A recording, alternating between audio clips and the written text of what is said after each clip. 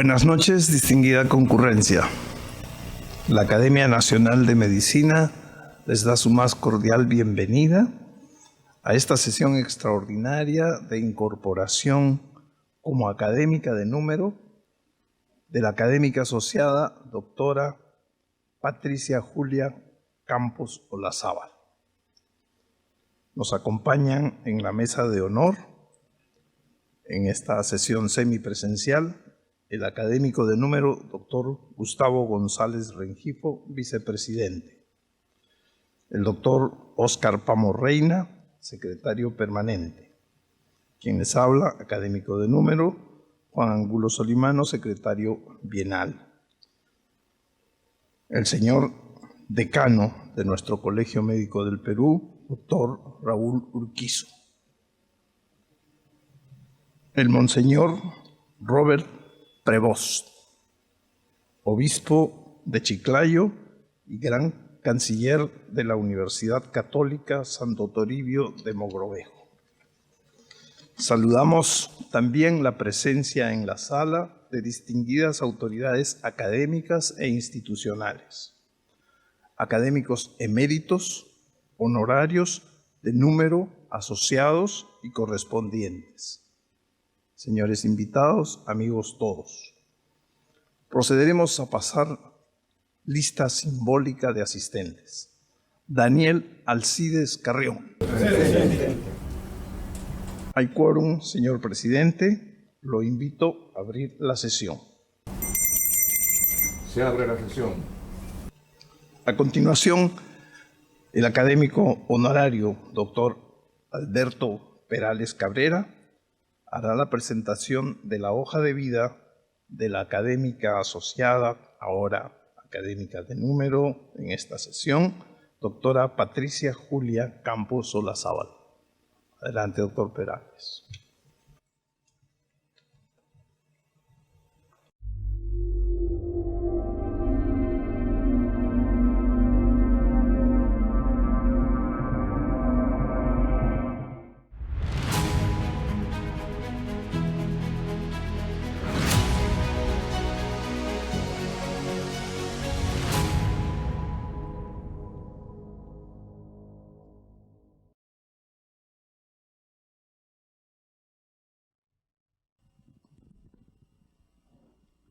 Muy buenas noches, señor vicepresidente de la Academia Nacional de Medicina, señor decano nacional del Colegio Médico del Perú, distinguidos miembros de la mesa de honor,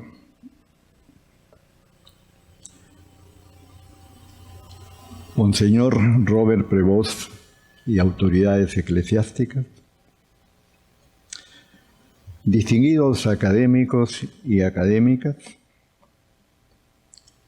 doctora Campos y familiares, autoridades presentes, distinguidos invitados, señoras y señores.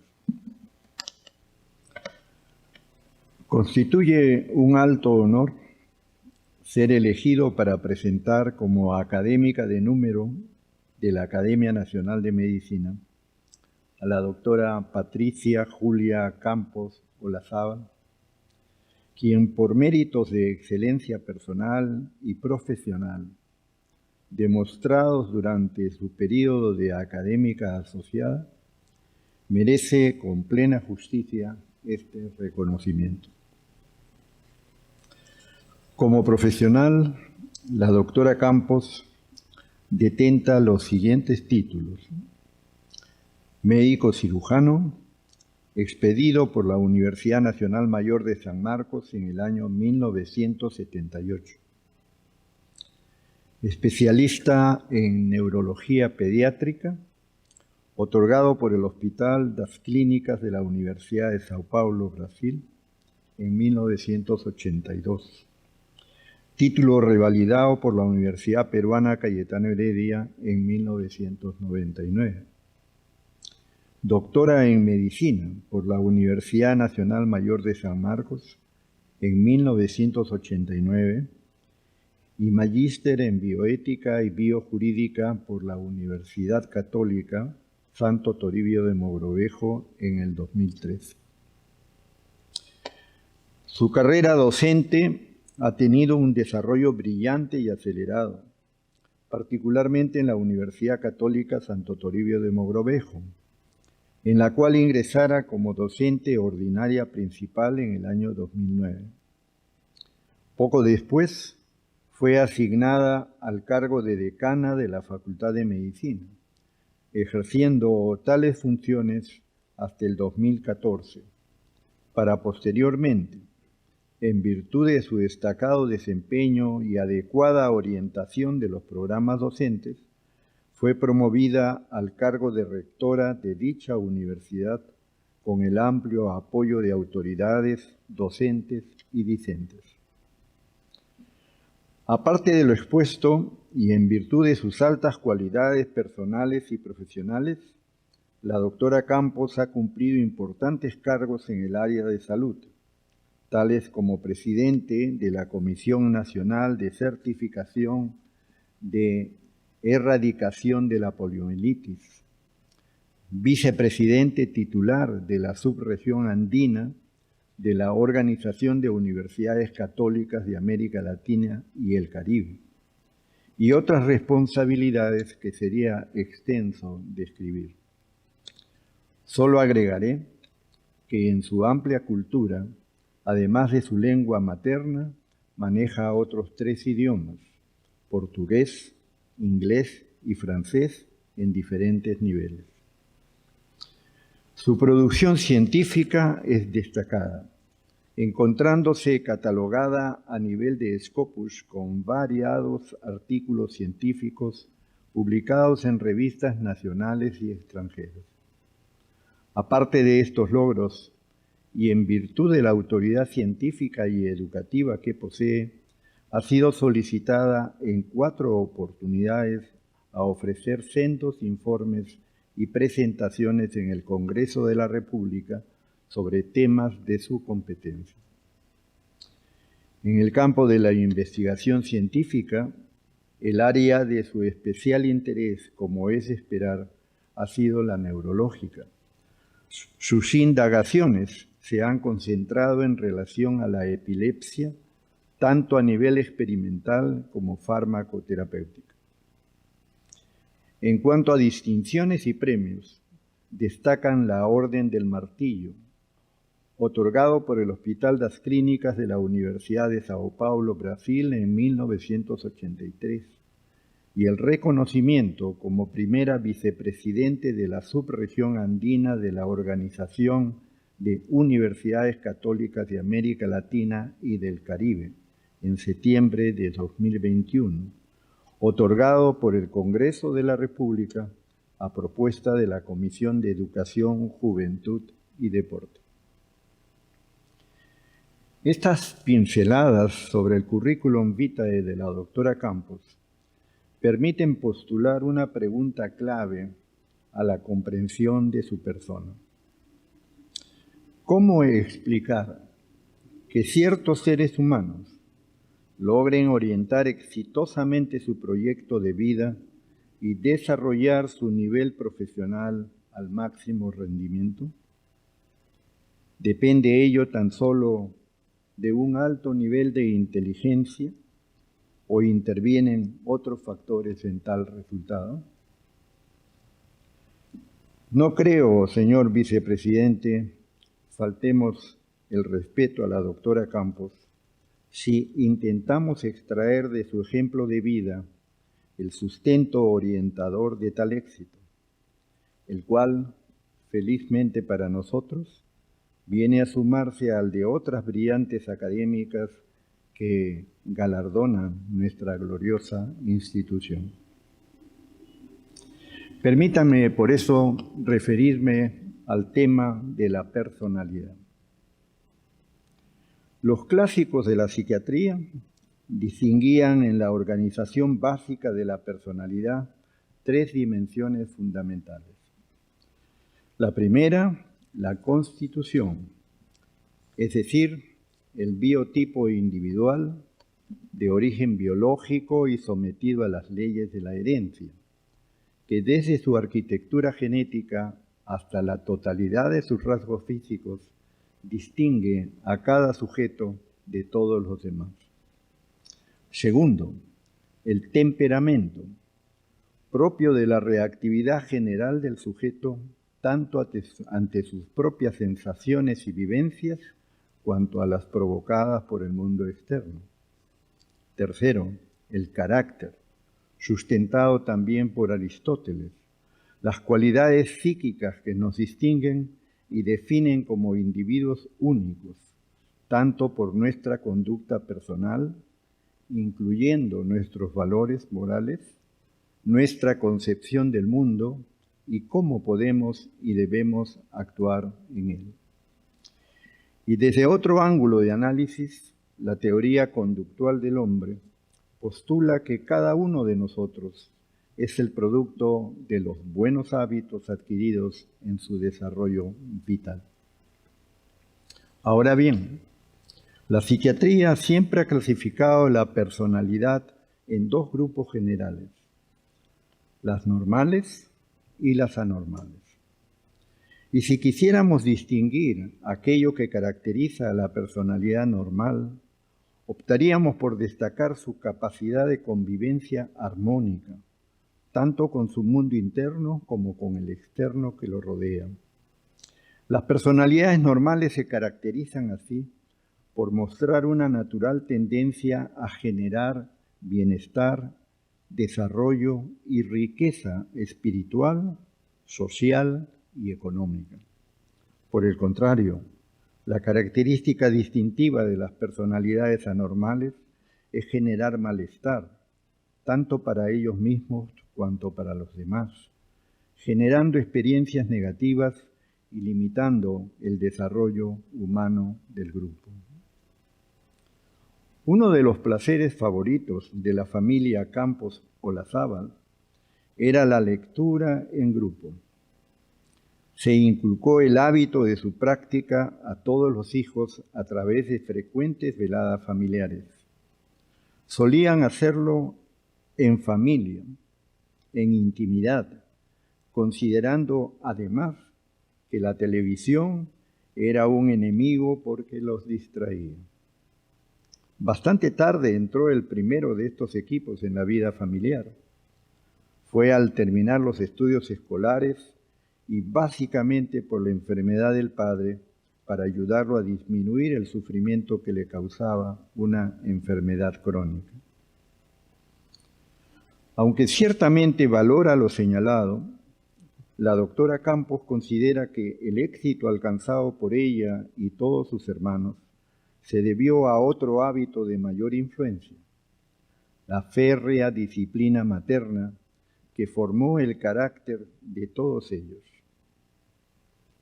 A propósito, un reciente reporte sobre los líderes y sus posibilidades de éxito señala que las mujeres tienen más habilidad que los hombres. En tal escuela considera haber sacado el carácter de su madre y de ambos padres el amor por el estudio. Por todas estas razones es claro que la doctora Campos pertenece al grupo de personalidades normales.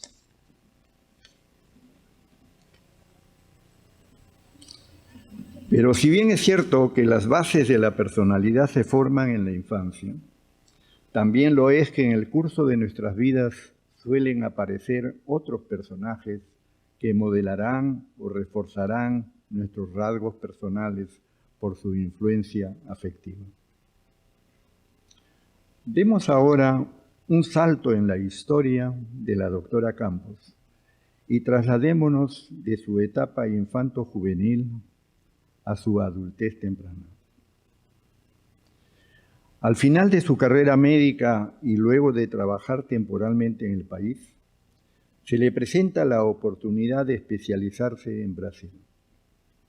La orienta hacia la neurología el doctor Guillermo Cruz, discípulo del doctor Edmundo Beteta, ambos neurólogos de la Universidad Nacional Mayor de San Marcos.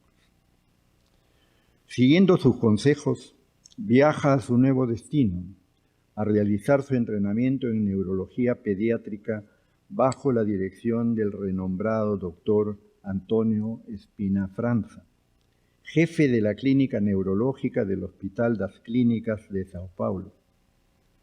En tan reputado centro se accedía a una patología variada y compleja, pues constituía referente de enfermedades neurológicas a nivel nacional. Es decir, se recibía patología propia del tercer mundo y se la estudiaba con tecnología del primer mundo mediante los avanzados equipos que ya poseían en esa época.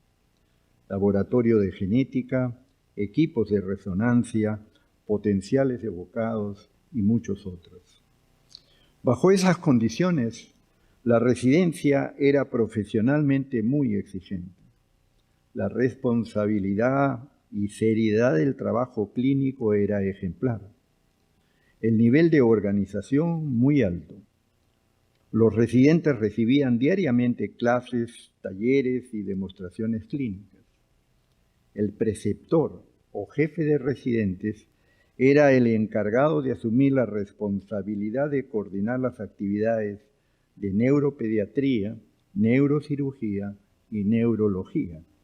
Una tarea nada fácil, por supuesto, pero era un cargo de estirpe masculina desde su fundación, pero que por primera vez hubo de ser confiado a una mujer, a la doctora Patricia Julia Campos Olazábal, y además peruana.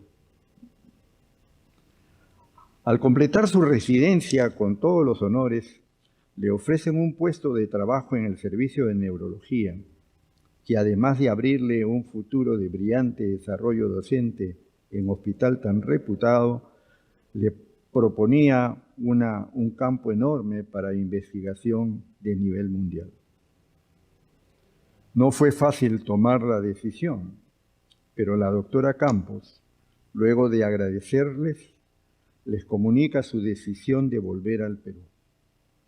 En respuesta, el doctor Espina Franza tiene la gentileza de obsequiarle el pasaje de vuelta. Y cuando años después la doctora Campos regresa a Sao Paulo, esta vez llevando a su padre al INCOR del Hospital das Clínicas por una afección cardíaca, una vez más, el doctor Espina Franza le muestra el aprecio que ha sabido ganarse, que no es gratuito, no permitiéndole pago alguno por la atención médica de su padre.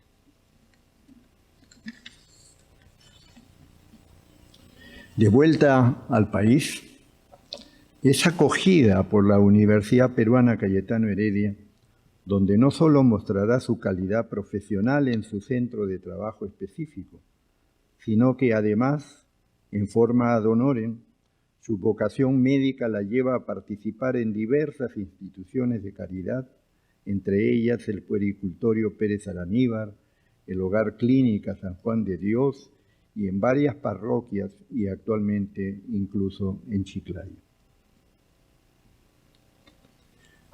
Las virtudes y sensibilidad humanas suelen evidenciarse en variadas formas, todas ellas asociadas a las complejas capacidades del cerebro humano, que generan experiencias denominadas percepción extrasensorial, es decir, la supuesta percepción de información no obtenida a través de los sentidos normales reconocidos, sino directamente, de mente a mente. A pesar de actuales investigaciones efectuadas por universidades de alto renombre internacional en este tema, aún estamos muy lejos de comprenderlo. Lo que sí se sabe es que existen seres con sensibilidad especial que pueden experimentar vivencias únicas, como la que le ocurrió a la doctora Campos, quien nos narra la siguiente muestra de su sensibilidad humana. Dice la doctora Campos: durante mi especialización en Brasil, 1979 al 83, mi comunicación familiar disminuyó a lo esencial. Una madrugada desperté llorando. Lo adjudiqué a un mal sueño. Sin embargo, en forma extraña, me afectaba un pensamiento anclado en la mente. A mi hermano le había pasado algo. Como el tema se repetía, a pesar de considerarlo ilógico, llamé por teléfono a Lima, temiendo que mi acto fuera insensato y fútilmente costoso. Pregunté por él. En esos momentos lo estaban operando de urgencia. Había tenido un accidente motociclístico. El relato de la doctora Campos es difícil rechazarlo, sobre todo por la veracidad y virtudes que ella demuestra. ¿Cómo podría recibir el llamado de su hermano con la enorme distancia geográfica que los separaba? La ciencia no permite calificar su experiencia con juicio definitivo. Sin embargo, no me impide devolverle el gesto de confianza, narrándole una experiencia similar que presento brevemente. Hace muchos años atendí a una paciente de 40 años que consultaba por un cuadro depresivo. Vivía aislada y solo tenía un hermano menor que también vivía solo y separado. El cuadro depresivo había debutado unos años atrás y a pesar de su intensidad creciente y la aparición de ideas suicidas,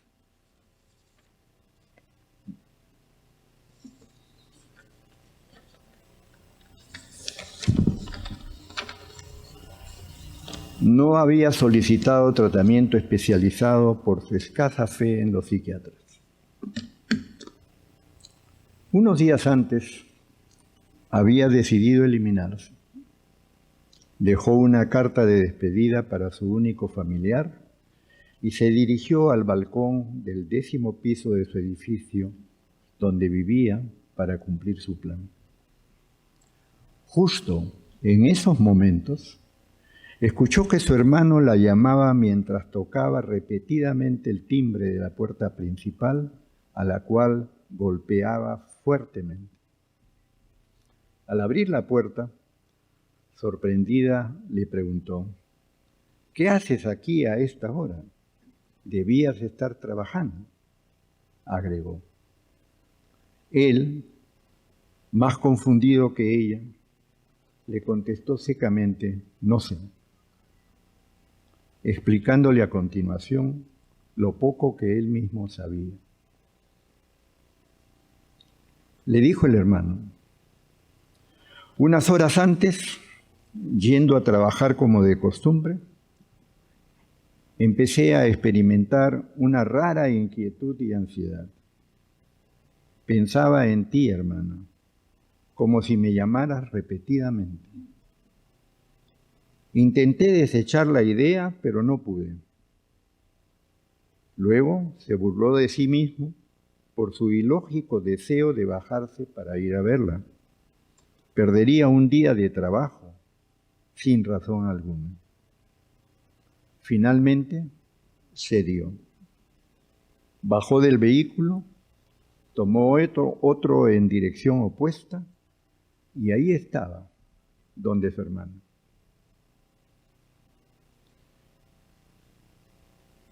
Este hecho, que alguien se preocupara por ella y le demostrara cariño, aunque fuera en forma tan extraña, la hizo retroceder en su intento y pensar en darse otra oportunidad de vida. Por eso me llamó. El hermano nunca se enteró que le había salvado la vida. Y para terminar, o ir terminando, Quisiera señalar algunas otras cualidades de la doctora Campos. Quiero referirme al tema del liderazgo. Para ir terminando este abreviado boceto de la doctora Campos, quisiera referirme a otra cualidad de su personalidad, su liderazgo que calza apropiadamente con sus funciones de rectora. Me refiero a la claridad y buena organización con que plantea sus objetivos, su conveniente comunicación, informando a los miembros comprometidos en la tarea sobre los progresos y dificultades del trabajo, su capacidad de escuchar y dar orientación y apoyo a los miembros del equipo, y fundamentalmente, liderar con el ejemplo, basándose en valores de respeto y de justicia. No extraña por ello que, unida al trabajo conjunto y armónico con autoridades comprensivas y confiables, podamos observar que el consistente y rápido desarrollo que actualmente se aprecia en la Universidad Católica Santo Toribio de Mogrovejo sea una realidad, para bien de todos sus miembros y, en definitiva, para bien del país. Finalmente, cuando aparecen dos mujeres relevantes en el campo de la medicina nacional, conviene destacar la semejanza entre sus rasgos de personalidad y de las razones de sus éxitos. Quisiera, con el respeto del caso, comparar el perfil de la doctora Campos con los descritos en otra destacada profesional peruana, la primera bachiller de medicina del país, egresada de la Facultad de Medicina de San Fernando en 1899 y graduada de médico cirujana en 1900. La primera médico mujer registrada en la historia del Perú, la doctora Laura Rodríguez Dulanto. 4 rasgos de personalidad unen a estas destacadas colegas. La primera, su intensa vocación por la medicina, a la cual dedicaron su vida. Segunda, su pasión por el aprendizaje y la enseñanza. En su tiempo, Dulanto luchó contra todo tipo de prejuicio social contra los derechos de su género para imponer su talento e impulsó el desarrollo de la enfermería como ciencia. Campos ha impuesto su género por la excelencia de su conducta y desempeño profesional, y se dedicó a la enseñanza de la medicina desde el primer año de facultad y actualmente, a nivel de rectorado, lucha por recuperar el nivel de la educación universitaria. Tercero, su religiosidad, no entendida solo como religión, sino fundamentalmente como virtud que justifica la base de su espiritualidad. Y cuarto, sus esfuerzos por el progreso social con equidad en el Perú, con la defensa justa de los derechos de desarrollo personal pleno de la mujer para hacerla miembro plena del progreso del país. Por todo lo expuesto, señor vicepresidente, no cabe duda que la doctora Patricia Julia Campos Olazábal es una profesional de altos méritos científicos y personales que cumple en exceso los requisitos exigidos por la Academia Nacional de Medicina para ser promovida al nivel de académica de número. Estoy seguro que desde esta nueva posición y responsabilidad será fuente de inspiración y energía de desarrollo de nuestra institución. Felicito tanto a la Academia Nacional de Medicina por su justa designación como a ella, de quien mucho esperamos. Muchas gracias.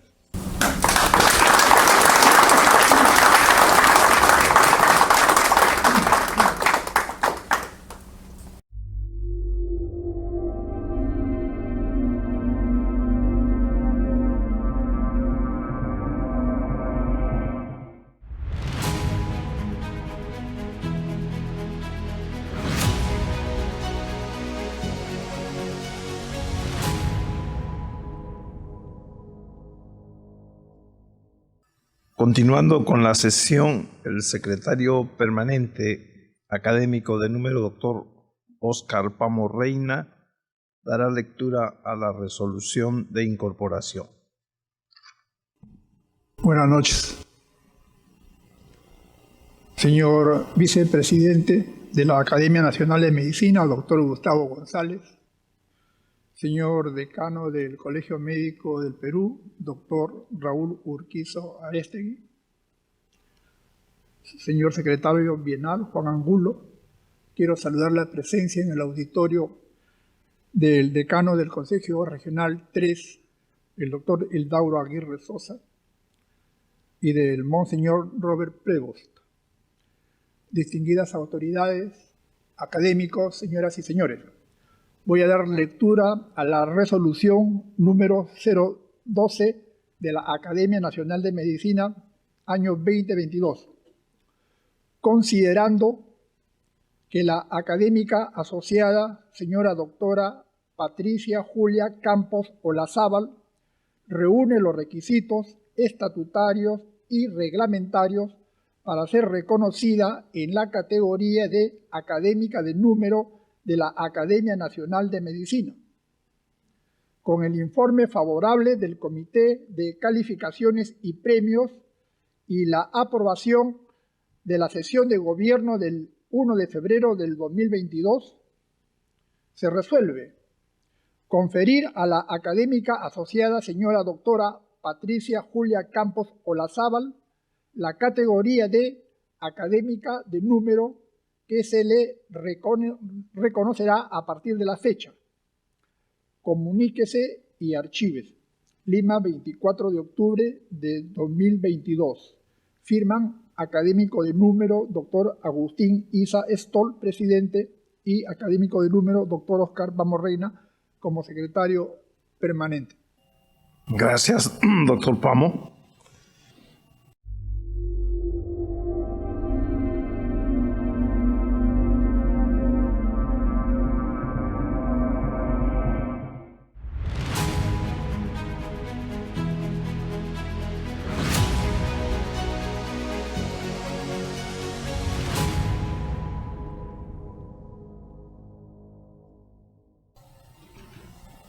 Invitamos a la académica asociada doctora Patricia Julia Campos Olazábal para su reconocimiento como académica de número.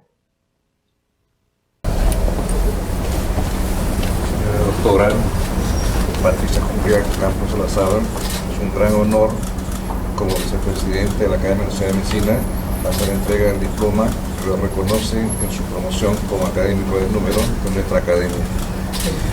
Y asimismo entregarle la medalla que lo reconoce como tal.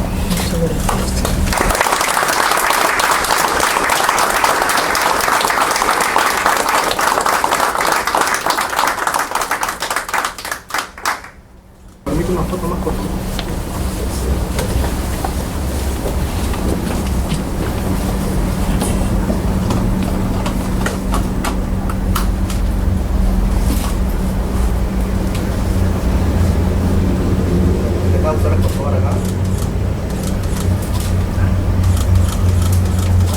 Una última.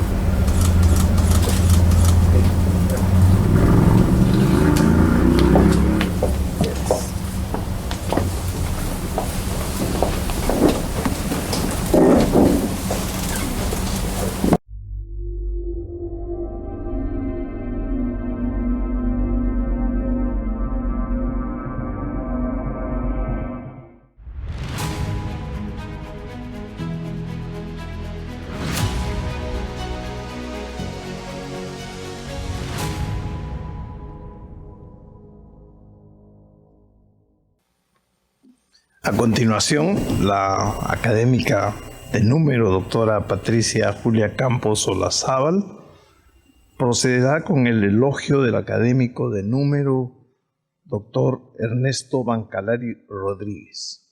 Y a continuación presentará su trabajo de incorporación titulado ¿Qué nos hace más humanos en la era de la tecnología? Doctora Patricia, adelante. Buenas noches con todos. Con la venia de la mesa de honor quisiera saludar a Monseñor Robert Prevost, obispo de Chiclayo y gran canciller de nuestra universidad. Señores directivos de la Academia Nacional de Medicina, señoras y señores. Hacer el elogio de una persona,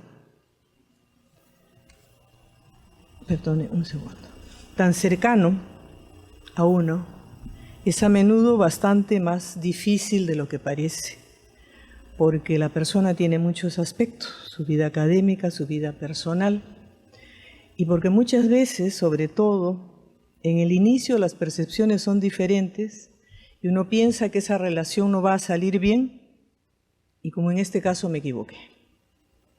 Tuve la suerte de conocer a don Ernesto, como todos le decíamos, como especialista, como jefe y como amigo. Y fue un inmenso honor trabajar a su lado.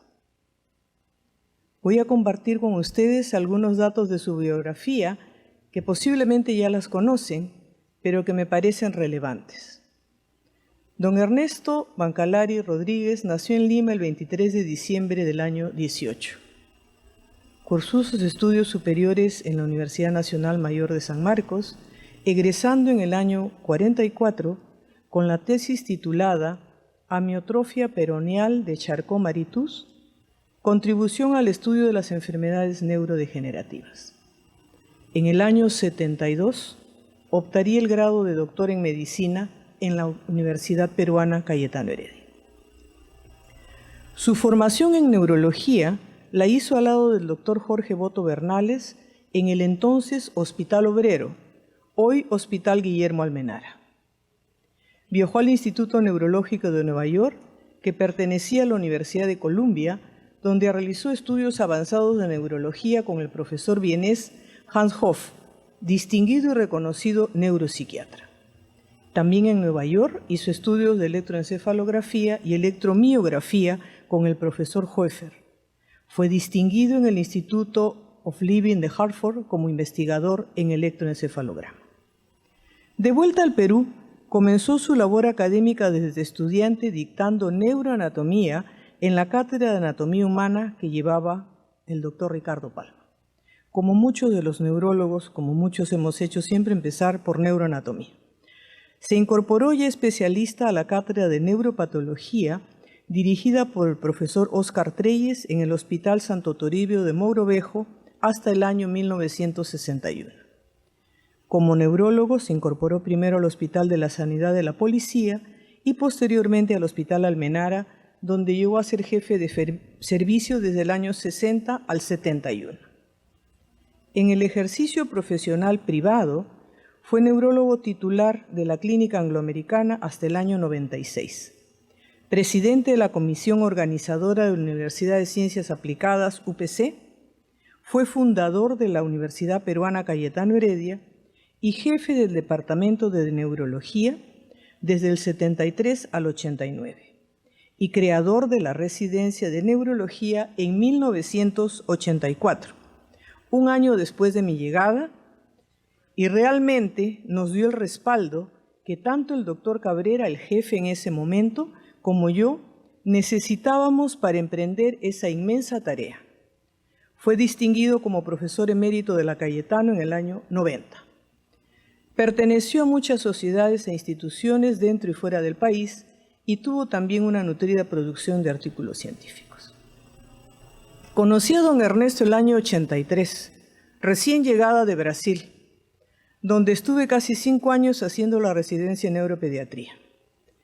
En ese entonces, todos los buenos especialistas venían de Estados Unidos o de Europa.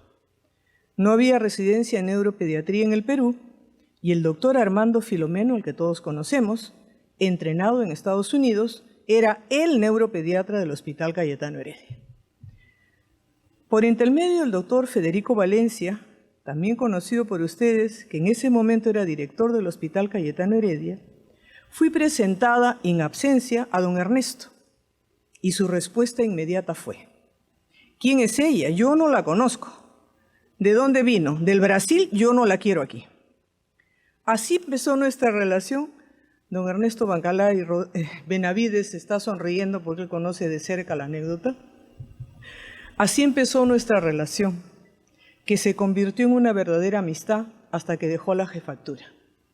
Él era entonces el jefe del departamento académico de neurología, que adscribía también a los neurocirujanos.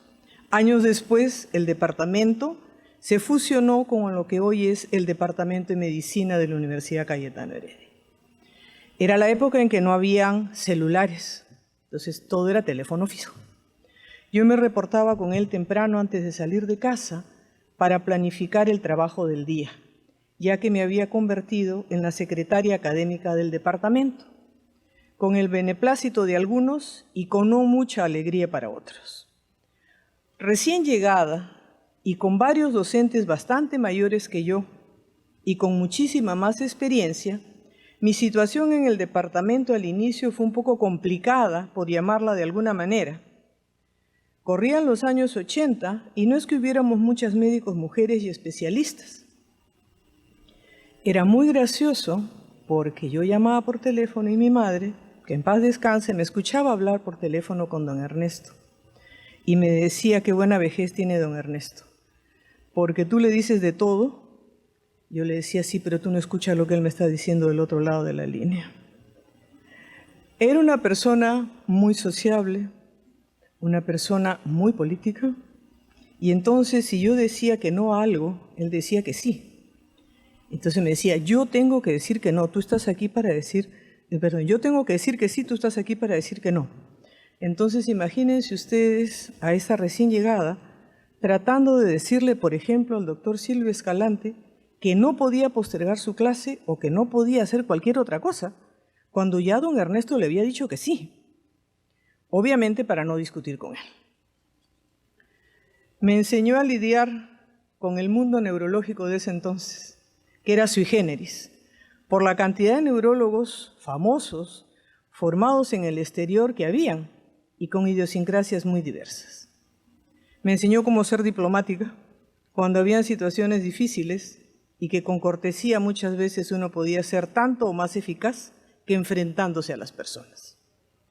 Me transmitió su pasión por el arte y la música clásica, que no eran desconocidas para mí, pero que al escucharlo hablar adquirían un cariz diferente. Fue mucho más allá que un jefe. Era una persona a quien yo podía acudir y pedir consejo en situaciones de la vida académica y de la vida común también. Gracias a él, conocí a alguien muy conocido por todos en Cayetano, mi hijo mayor del corazón, Ernesto Bancalari Benavides. A Ernestito lo conocí cuando era estudiante y con su padre discutíamos por la especialidad que haría y en qué sede estudiaría. Yo abogaba para que Ernesto se quedara en Cayetano para poder ser con él, entre comillas, exigente. Eufemismo de la energía con que se trataba a los residentes en el Hospital Cayetano Heredia. De don Ernesto solo tengo lindos recuerdos y uno muy cercano a mi corazón. Pude estar junto a él cuando partió a la casa del Señor y lo ayudé a vestir, cosa que no pude hacer por mi padre.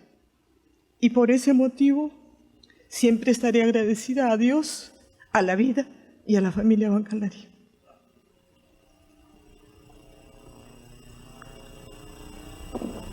Hoy que recibo esta distinción de la Academia, siento que él y mis padres no estén aquí para verlo. Yo estoy segura de que don Ernesto me hubiese felicitado y se hubiese alegrado mucho por mí. Pero siempre estará en mi recuerdo y en mi actuar. Muchas gracias.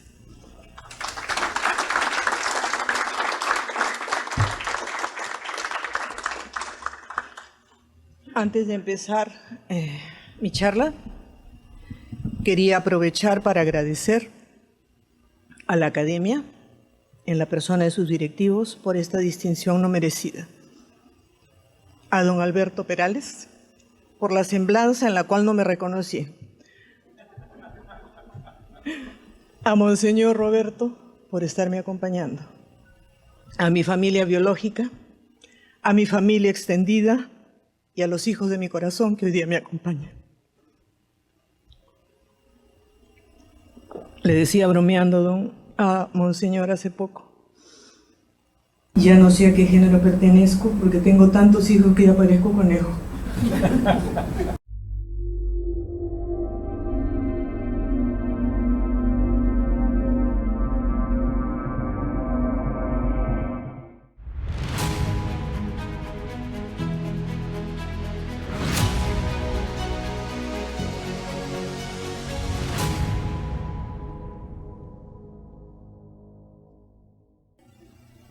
La conferencia que he titulado ¿Qué nos hace más humanos en la era de la tecnología? La escogí por 3 motivos. Primero, porque la ética y la bioética son temas sobre los cuales yo trabajo y que me son muy conocidos y son apasionantes.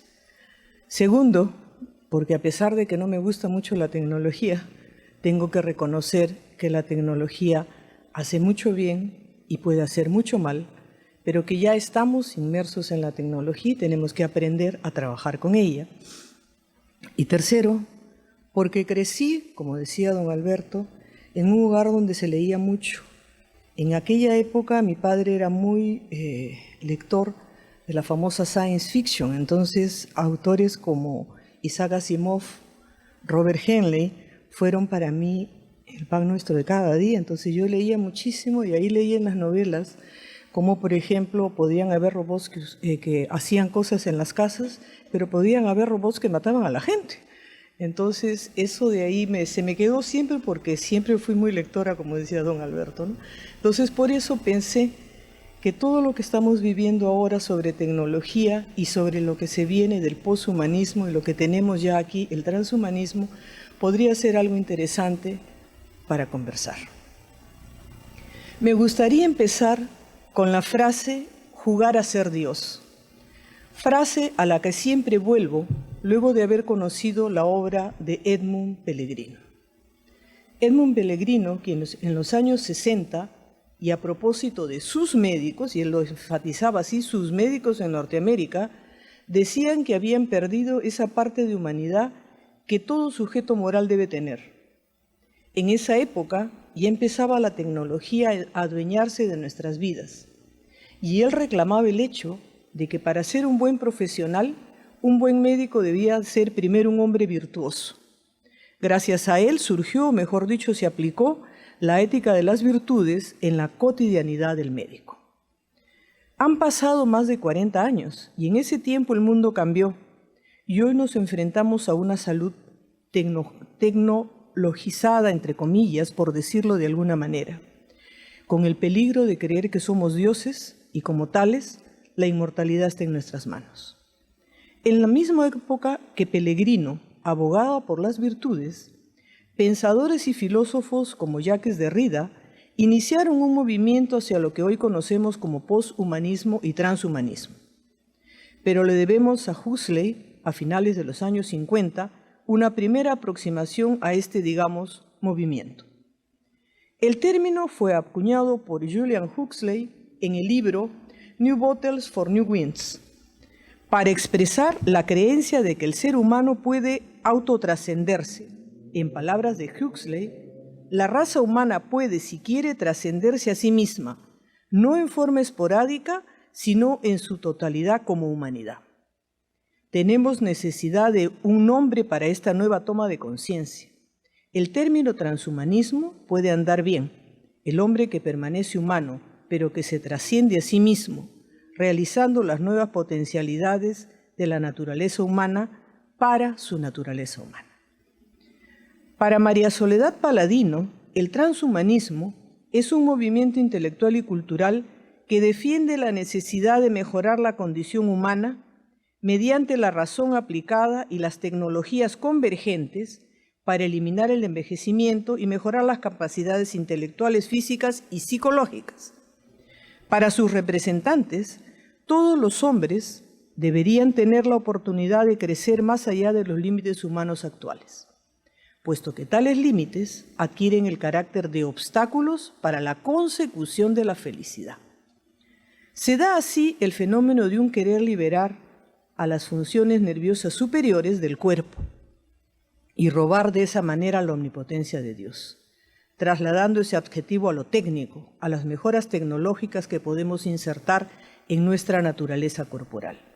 Se pretende controlar el propio desarrollo trascendiendo hacia el homo superior o poshumano. Grión, en el 2017, lo presenta como comprensión filosófica del tránsito del Homo sapiens a la humanidad 2.0. Max More aduce que el humanismo tiende a confiar exclusivamente en los refinamientos educativos y culturales para mejorar la naturaleza humana, en tanto que los transhumanistas quieren aplicar la tecnología para superar nuestras limitaciones humanas. Los transhumanistas, según More, no ven nuestra naturaleza como un fin en sí misma, ni tampoco como perfecta. Por lo contrario, la ven como un punto en un camino evolutivo para volverla a reconfigurar de acuerdo a nuestro deseo. Para ellos, la naturaleza humana está aún en construcción y puede ser modelada de acuerdo a lo que querramos. En el lenguaje transhumanista, conceptos como mejoramiento, improvement, potenciamiento, enhancement, y superación, overcoming, son protagónicos y deben ser aplicados en relación a ciertos rasgos característicos de la condición del ser humano. Actualmente, el movimiento se congrega alrededor de la World Transhumanities Association, conocida como Humanity Plus Organization, creada en el 98 por los filósofos David Pearce y Nick Bostrom. Existe inclusive una universidad denominada Universidad de la Singularidad, creada en la misma época. Esta permitirá alcanzar un altísimo nivel de inteligencia gracias a la ingeniería inversa del cerebro humano. Cuando se cree una inteligencia artificial más potente que la actual inteligencia humana, llegará el momento anhelado y decisivo: traspasar nuestro contenido cerebral a una máquina. Para ellos, entonces, seremos inmortales. Bostrom define el transhumanismo como un movimiento cultural, intelectual y científico que afirma el deber moral de mejorar las capacidades físicas y cognitivas de la especie humana y de aplicar al hombre las nuevas tecnologías para eliminar aspectos no deseados y no necesarios de la condición humana, como el sufrimiento, la enfermedad, el envejecimiento y hasta la condición mortal. Sin embargo, a mi juicio, más peligroso que una corriente transhumanista es la ideología poshumanista, ya que pretende superar al sujeto como categoría filosófica. El poshumanismo, en palabras de Valera, se define como un post-antropocentrismo en relación con el concepto humano, basado en construcciones sociales jerárquicas. Junto al rechazo de este concepto, critica la idea del ser humano como medida de todas las cosas. La autora Paladino sostiene que el progreso tecnológico es la condición básica sine qua non para el mejoramiento del organismo humano. En efecto, el desafío que supone la superación de las deficiencias biológicas de la naturaleza es enorme, tanto por la complejidad de la tecnología requerida como por su financiación. Las dimensiones de tal desafío aumentan si se tiene presente que el transhumanismo defiende el derecho de todos los hombres a acceder a dicho estado poshumano. De ahí que el denominado proyecto transhumanista vea el amplio acceso a la tecnología como una urgencia moral. Las razones que justifican esta urgencia, entre otras, disminuir el riesgo de desigualdad y aumentar las posibilidades de aliviar el sufrimiento. Francesc Torralba, que es un filósofo catalán, decía que cuando empezó el concepto, la idea del transhumanismo no era mala, porque pensaba, lo que acabamos de escuchar, disminuimos el riesgo de desigualdad, aumentamos la posibilidad de aliviar el sufrimiento, gente que tiene problemas físicos que podrían beneficiarse muy bien con la tecnología. Pero entonces empezaron a aumentar y aumentar y aumentar, digamos así, el pensamiento de que esto no era solamente algo para ayudar a la gente, sino era algo para transformarse, y como lo escucharon al comienzo, era algo para trascender. Según los poshumanistas, la inmortalidad se conseguirá aquí, en el mundo, una vez que un ser humano pueda tranquilamente cambiar absolutamente todo lo que tiene de humano. Una de las bases teóricas del transhumanismo es el famoso enhancement, potenciamiento o aumento de capacidades. Este término tiene varias definiciones de acuerdo a varios autores. Para Bostrom, es una intervención que mejore el funcionamiento de algún subsistema de un organismo, más allá de su estado actual, o que crea un subsistema del cual el organismo carecía anteriormente. Para otro autor, es aquella intervención que ayuda a vivir más y o con una vida mejor que la normal. Entonces, bien pensado, mal no está el pensamiento. Sin embargo, para otros autores, el potenciamiento es aquella intervención no necesariamente médica, dirigida primariamente a mejorar una o más capacidades del individuo, más allá de la frontera propia de la especie, con el objetivo de superar las limitaciones biológicas humanas. Sin embargo, hoy no solamente se habla de potenciamiento físico, se habla de potenciamiento emocional y cognitivo, que contempla el uso de drogas para aumentar la memoria, la concentración y la estimulación transcraneal para mejorar el aprendizaje. En el año 2010, Agar supone que la mejor vía es la del enhancement radical, que mejora los atributos y las habilidades, excediendo lo que hasta ahora es imposible para crear seres que ya no serían humanos, sino posthumanos. El transhumanismo también proyecta la creación de niños saludables y mejorados, usando para ello técnicas de reproducción asistida, el denominado principio de beneficencia procreativa que Savulescu acuñó en el año 2009. ¿Para qué? Para tener niños que puedan disfrutar la vida de la mejor manera posible. ¿Y cómo hacen esto? Usando diagnósticos preimplantatorios, clonación reproductiva, células madre adultas reprogramadas y el denominado potenciamiento genético de la línea germinal. Un punto a ser considerado es el uso de las llamadas tecnologías NB+C, por nano, bio, info y cogni, o tecnologías convergentes, o HET, Human Enhancement Technologies, para hacer la reingeniería del cuerpo. Gracias a ellas, podríamos reemplazar lo biológico del hombre por lo artificial. Así se habla de nanorobots que implantados en el torrente circulatorio realizarían un sinnúmero de acciones de prevención y curación, como destruir placas de colesterol o reparar células. Kurzweil propuso un avance más. Los nanorobots se conectarían a las neuronas, permitiendo el control de los sentidos y de las emociones, incrementando las habilidades cognitivas y de memoria, y también facilitarían una inmersión total en la realidad virtual y la conexión directa a Internet, lo que hoy en día ya se está conociendo como el famoso metaverso.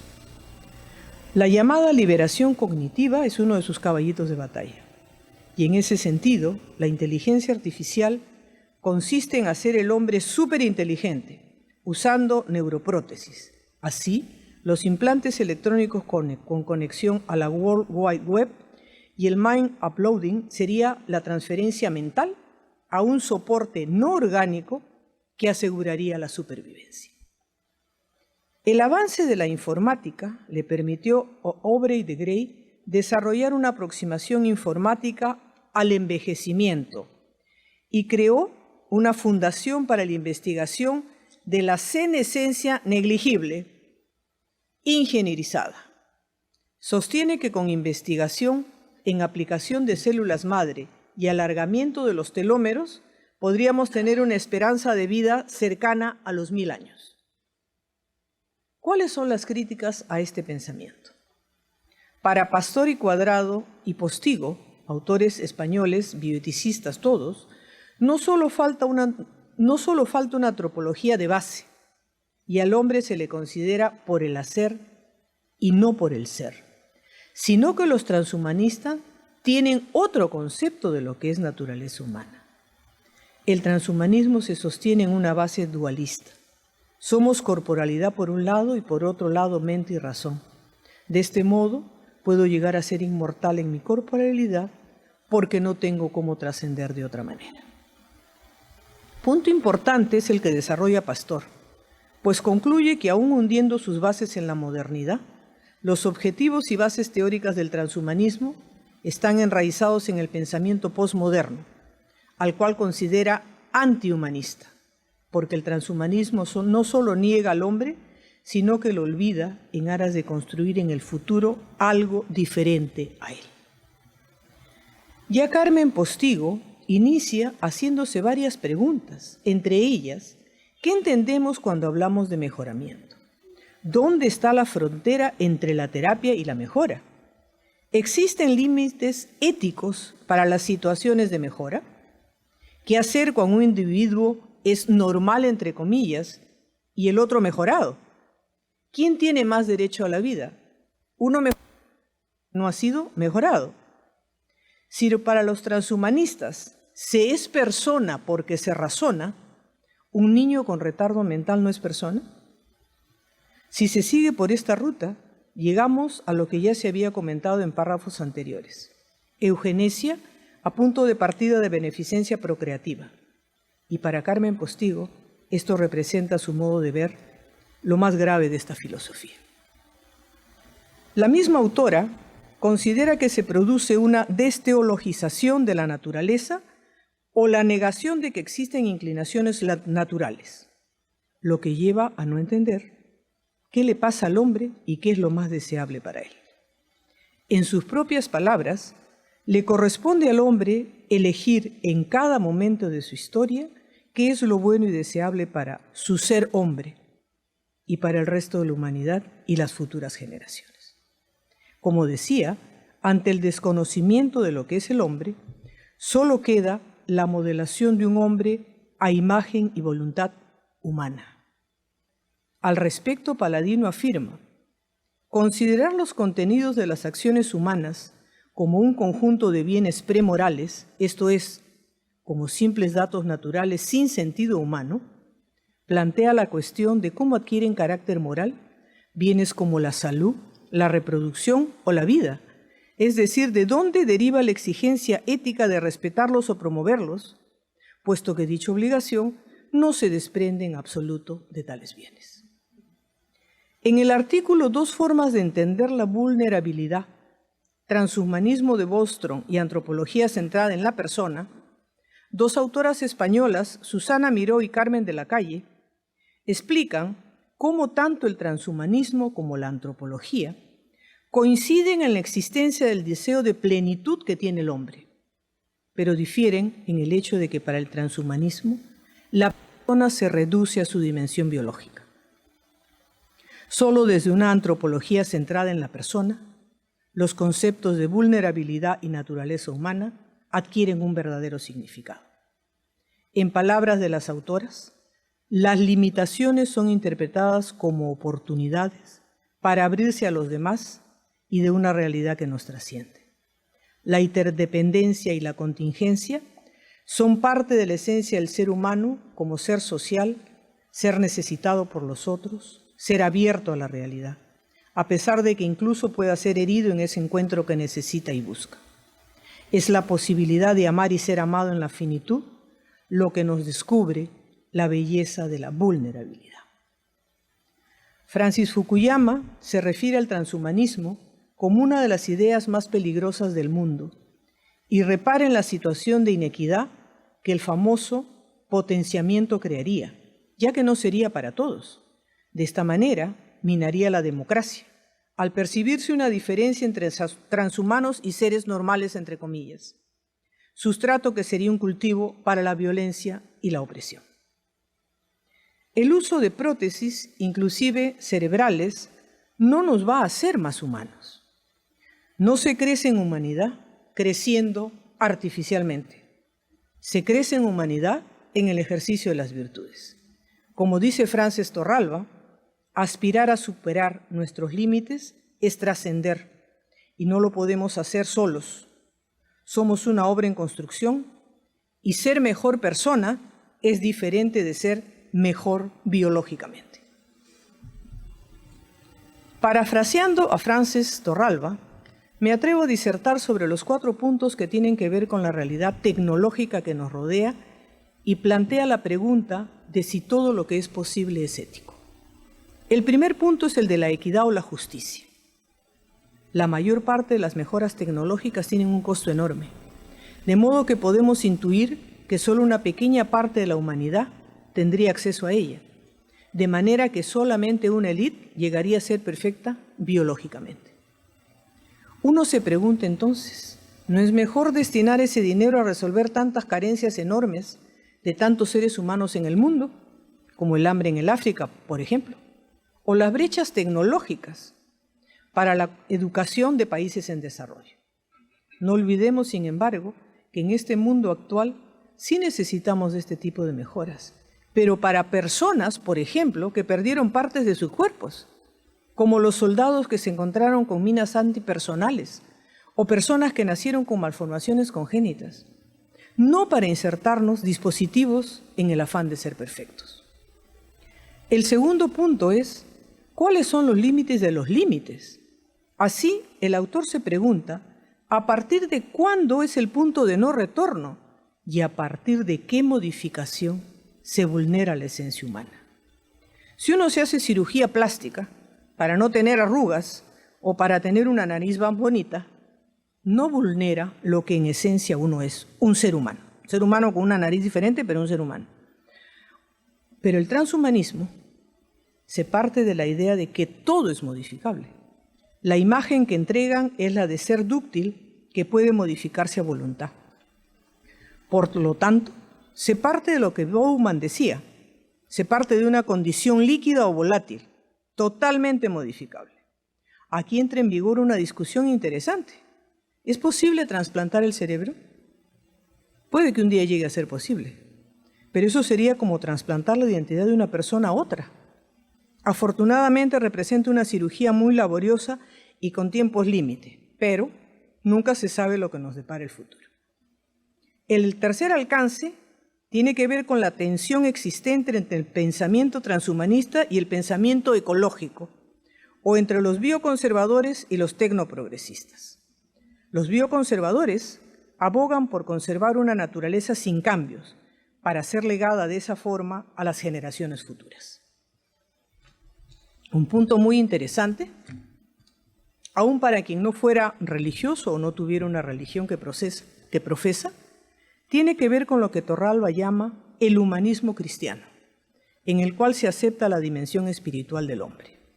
Para el transhumanismo existe la falsa creencia de que la ciudad ideal puede concretarse en el tiempo, de que solo seremos felices al llegar a ella modificados, porque solo entonces seremos inmortales. Pero San Agustín en su famosa obra La ciudad de Dios distingue 2 ciudades, y es en la ciudad que no está en este mundo donde encontraremos la paz plena y la verdadera felicidad. Ciudad que no está hecha de cosas materiales. Ciudad donde seremos realmente nosotros.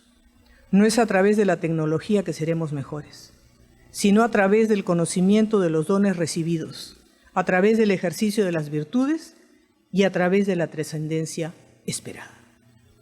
Javier Sánchez Cañizares, del Grupo de Investigación Mente-Cerebro de la Universidad de Navarra, decía en su artículo de divulgación que se titulaba ¿Qué nos hace humanos ante la inteligencia artificial? Decía, no podemos programar artificialmente la inespecificidad de la inteligencia natural. No podemos programar la evolución, pero sí podemos diseñar ingenios para que resuelvan problemas concretos según fines particulares.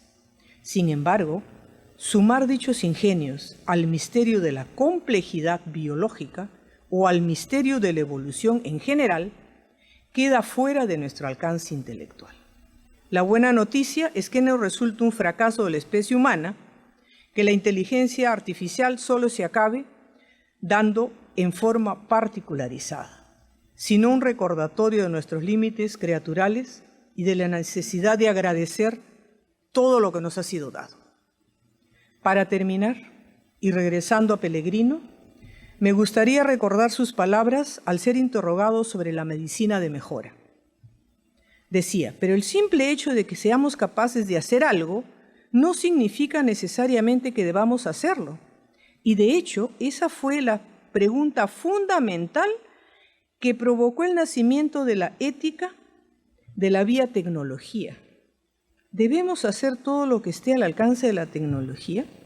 En un futuro próximo, los biólogos podrán hacer ingeniería genética para mejorar las especies. Pero ¿quién decidirá qué significa mejor? ¿Va a decirme un prestigioso científico qué es lo mejor para la especie? Son preguntas a las que un biólogo molecular no puede contestar. Él era lo que decía Pellegrino. Yo creo que en este momento, y probablemente en muchos años tampoco nosotros podremos contestar estas preguntas. Muchas gracias a todos y cada uno.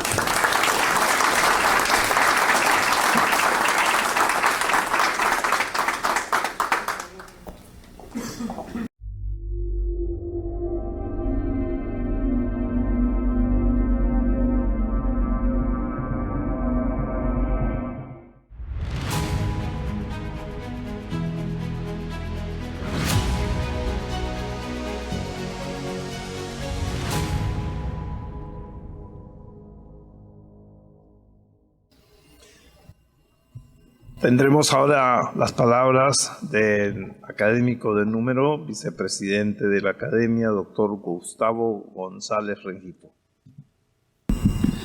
Señor doctor Raúl Urquizo, decano nacional del Colegio Médico del Perú. Doctor Oscar Pamo, secretario permanente de la Academia Nacional de Medicina. Doctor Juan Angulo, secretario bienal de la Academia Nacional de Medicina. Doctora académica de número, Patricia Julia Campos Olazábal. Académico honorario, doctor Alberto Perales, presentador de nuestra nueva académica de número. Señores académicos de número, académicos asociados, académicos eméritos, académicos honorarios, académicos correspondientes, presentes en este auditorio y que nos siguen a través de la vía virtual. Familiares de la doctora Patricia Julia Campos Olazábal, señores y señoras. Primero, transmitir el saludo del presidente, doctor Agustín Isa. Antes saludar también al decano regional 3 de Lima, del Colegio Médico del Perú, al monseñor Robert Presbot, obispo de Chiclayo y gran canciller de la Universidad Católica Santo Toribio Mogrovejo. Quería transmitir el saludo del doctor Agustín Isa, presidente de la Academia Nacional de Medicina, que aún sigue en su recuperación de una operación cervical. Felizmente está en estado favorable, pero por prescripción médica debe mantener el reposo necesario. Hoy es un día especial, es una asamblea extraordinaria que implica la promoción de una académica asociada al más alto nivel que tiene esta academia, que es la de académico de número. Representa, pues, para nuestra academia incorporar a una persona, un profesional, con los más altos méritos personales y profesionales. Y significa también para nuestra académica de número ser reconocida en el más alto nivel dentro de su profesión. El ingresar a una academia no significa que uno quiera postular y presentar su documentación e ingresar gracias a ello. El ser académico tiene la singularidad de ser reconocido por sus pares. Es decir, sus pares reconocen sus virtudes y cualidades y 3 miembros académicos de número lo presentan ante la academia. Debe pasar un periodo de evaluación, tanto por un expositor del currículum vitae de esta persona, ser aprobada luego por la Junta Directiva, pasa al Comité de Calificaciones de la Academia Nacional de Medicina, que está conformada por los past presidentes, y luego tiene que llegar a una sesión de gobierno, en la cual a través de una votación calificada puede ser incorporado o no. Este académico asociado debe pasar una fase de inducción para poder entender el significado de la academia y el rol que tiene el académico asociado dentro de ella. Luego de 3 años, si ha cumplido los méritos suficientes, si tiene el grado de doctor, puede ser promovido a académico de número. Antiguamente, la membresía de número era vitalicia. Lamentablemente, por situaciones en las cuales la esperanza de vida era muy corta, entonces muchos de nuestros académicos ya no le dedicaban el tiempo necesario. Y fue por ello que para lograr incorporar nuevos académicos de número a partir de los asociados, se redujo o se puso como límite para pertenecer a académico de número la edad de 80 años. Y luego de los 80 años pasa automáticamente a académico emérito. Y aquel que es reconocido, el académico emérito, que es reconocido por los miembros de la academia por sus excelentes contribuciones a la academia y al país, son reconocidos como académico honorario. El doctor Alberto Perales, el día de hoy, nos ha dado un claro ejemplo y una demostración que probablemente hemos cometido un error al poner un punto de corte de 80 años. Él, con su capacidad, sapiencia, esa gran inteligencia que lo prodiga, nos está demostrando que posiblemente 80 años no era el punto de corte para seguir activo dentro de una academia. Y creo que eso debe ser revisado.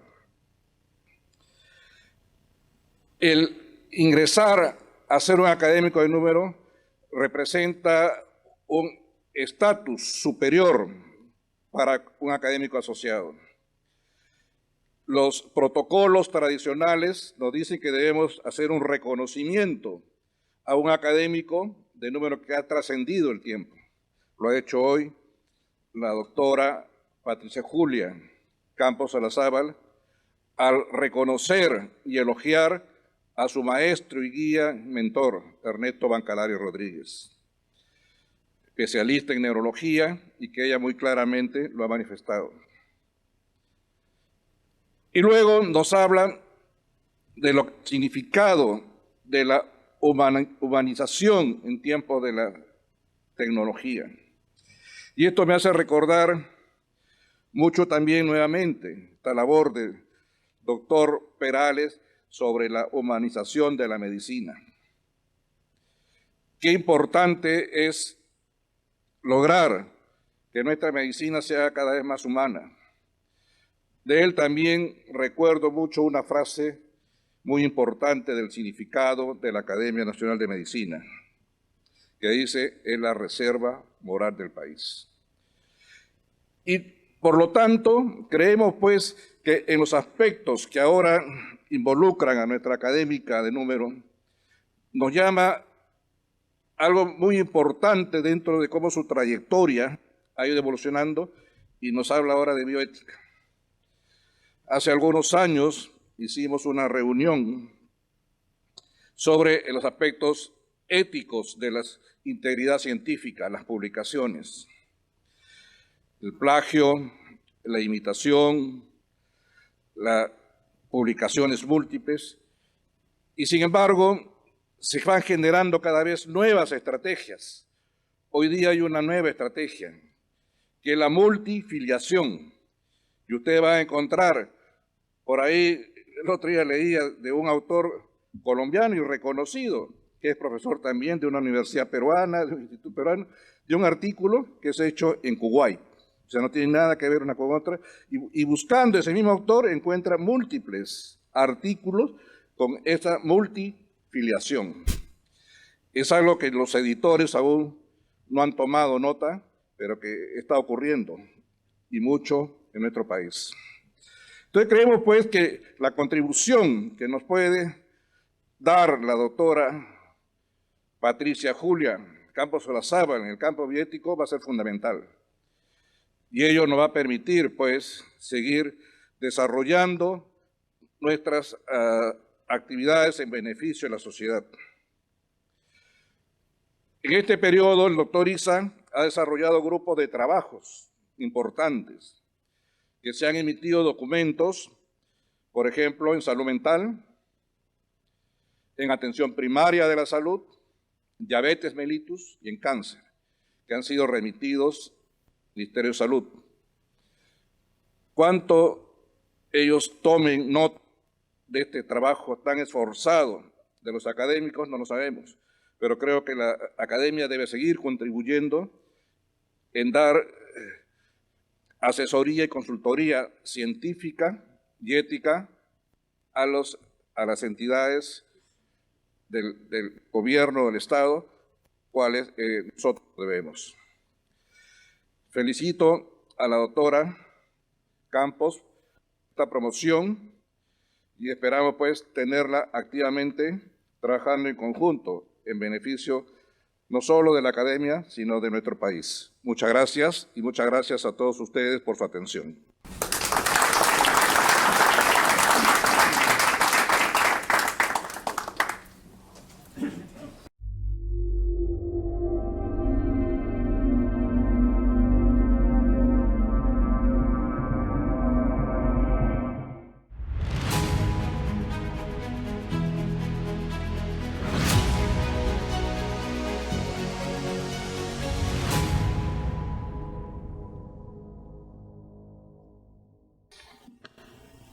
Antes de proceder al cierre de la sesión, anunciaremos las próximas actividades de la Academia Nacional de Medicina. El miércoles 26 de octubre, a las 8, desde Arequipa, la conferencia Calentamiento Global y Contaminación Ambiental. Conferencista el académico de número, doctor Julio Chirinos Pacheco. El jueves 27 de octubre, a las 6, vía Zoom, sesión conjunta de la Academia Nacional de Medicina con el Instituto Nacional de Salud. En noviembre, el miércoles 2, a las 7:30 p.m., en el auditorio Pedro Valls de nuestro Colegio Médico, sesión solemne por el 134º aniversario de la Academia Nacional de Medicina. Discurso de orden, el Perú y su Academia Nacional de Medicina a cargo, Historia, Presencia y Vigencia, a cargo del conferencista académico de número, doctor Renato Alarcón Guzmán. El lunes 21 a las 7:30, en sesión semipresencial, en este mismo centro de convenciones, en el tercer piso y vía Zoom, sesión extraordinaria de incorporación del académico de número José Luis Calderón de Lima. En diciembre, del jueves 1 al sábado 3, en una actividad descentralista, tendremos las cuartas jornadas semipresenciales jornadas científicas regionales sobre educación médica, con la participación directa del Consejo Regional Octavo del Colegio Médico del Perú, con sede en Chiclayo y también transmitido por Zoom. Señoras y señores, el programa de esta sesión ha concluido. Agradecemos su presencia. Invito al señor vicepresidente a levantar la sesión. Se levanta la sesión. Invitamos al cóctel que se servirá en el ambiente de ingreso. Tengan todos ustedes muy buenas noches.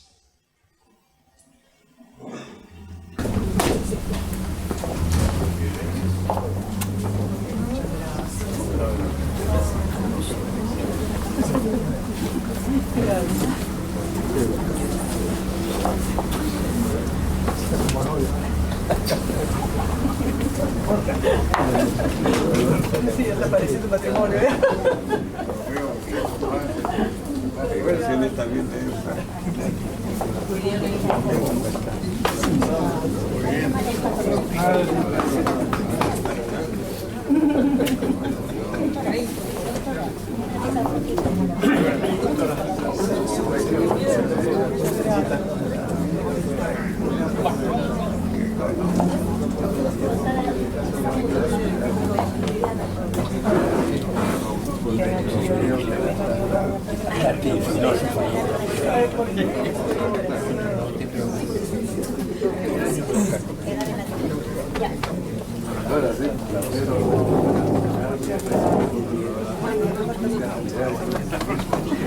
¿Cuál es tu correo?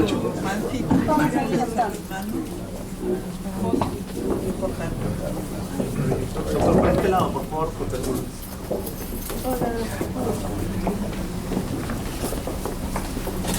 Acá, doctor, por favor, acá. Una más para acá, por favor. Una más.